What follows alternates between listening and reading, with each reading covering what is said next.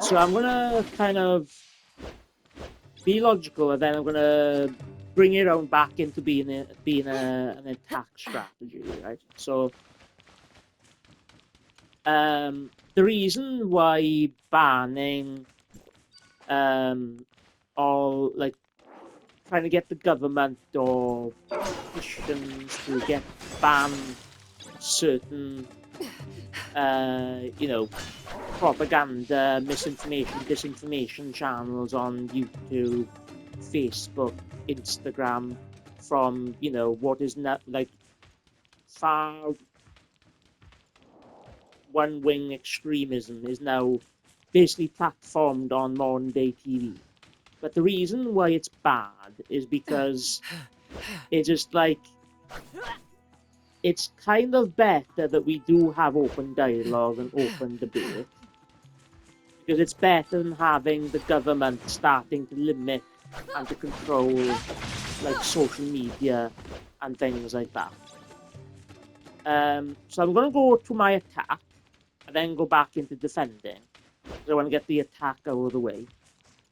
So it is better we have just open dialogue rather than not, for the most part. And if our friendships and our families, like like our relationships that have been around for like decades and decades, if having open dialogue means that we all lose all our friends and family down to certain one wings extremism, then maybe that's an acceptable thing that we have to accept, because free speech, even though the people that claim to care about free speech are actually abusing their free speech rights to spread disinformation, they are kind of stumbled upon a half truth where free speech is vitally important, and it might be worth it just letting and it is might be worth letting all this stuff be out in the open for whatever reason in the future. So it's better these people are out in the open rather than behind closed doors following mischief, causing mischief.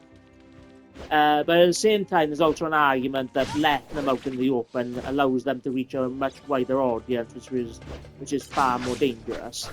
But it's one of these things where there's certain directions that society is going that you have to learn to accept, like the availability of porn, free speech rights being a must.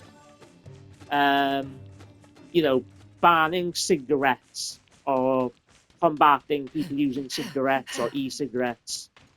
I think that might be an inevitable thing that we have to learn to accept.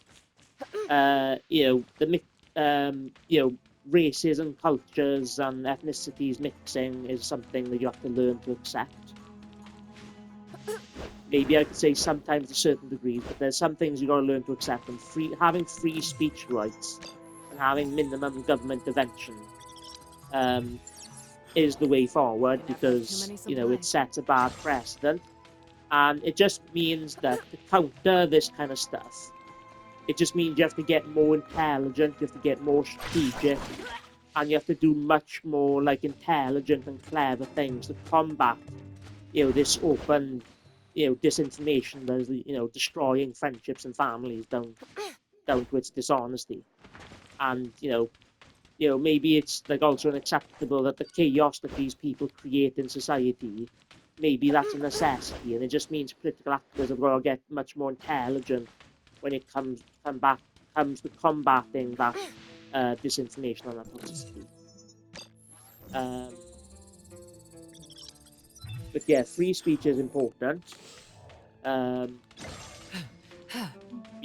the thing is that the call for good faith is that willingly spreading disinformation shows that you don't actually respect your free speech rights or your right to free speech.